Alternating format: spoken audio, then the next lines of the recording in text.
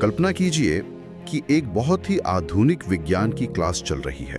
Black board पर quantum physics या thermodynamics के काफ़ी जटिल फॉर्मूले लिखे हैं। बच्चे उन्हें समझने की कोशिश कर रहे हैं और तभी उन आधुनिक कॉन्सेप्ट्स को सुलझाने के लिए टीचर अचानक हजारों साल पुराने उपनिषदों का या फिर प्राचीन भारतीय धातु विज्ञान का जिक्र करने लगते हैं। ये सुनने में तो एकदम किसी साइंस फिक्शन फिल्म के सीन जैसा लगता है। बिल्कुल, मतलब ऐसा लगता है जैसे समय की दो अलग-अलग धाराएं एक ही कमरे में आकर मिल गई हों। लेकिन असल में हमारी जो नई राष्ट्रीय शिक्षा नीति है वो ठीक कुछ ऐसा ही करने की कोशिश कर रही है। सही कहा। और आज की इस गहरी चर्चा में हम इसी स्रोत सामग्री का विस्तृत विश्लेषण करने वाले हैं।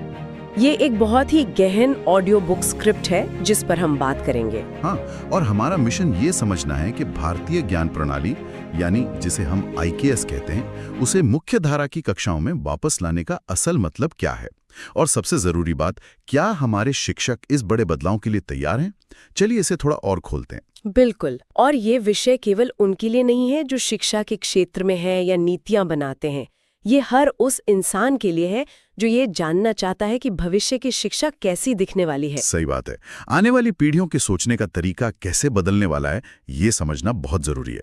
तो चलिए स्रोत सामग्री से शुरू करते हैं। इस स्रोत की सबसे दिलचस्प बात यह है कि ये शिक्षा के केवल क्या वाले हिस्से पर बात नहीं करती। अक्सर जब भी शिक्षा व्यवस्था में बदलाव की बात होती है तो पूरा फोकस इस बात पे चला जाता है कि सिलेबस क्या होगा, हाँ, कौन सी नई किताबें छापी जाएंगी या परीक्षा का पैटर्न क्या होगा, बस यही सब। एग्जैक्टली। लेकिन ये अध्ययन उस दायरे से बाहर निकलकर कैसे और क्यों पर केंद्रित है।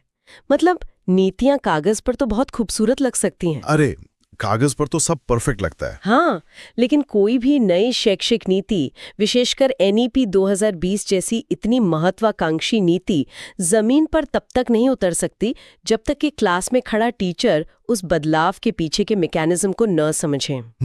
तो ये ऑडियो बुक बेसिकली इसी बात का विश्लेषण करती है कि क्या टीचर केवल ये जानते हैं कि उन्हें कुछ नया पढ़ाना है या उनके पास वास्तव में उस नए तरीके से पढ़ाने की मनोवैज्ञानिक और व्यावहारिक क्षमता है। एकदम सही। और इसी बात को समझाने के लिए स्रोत सामग्री की शुरुआत हमें सीधे इतिहास में ले जाती है। हाँ, और ये इस पूरी चर्चा का एक बहुत ही जरूरी कॉन्टेक्स्ट सेट करता है। ये याद दिलाता है कि भारत की शिक्षा परंपरा कोई 100-200 साल पुरानी नहीं है।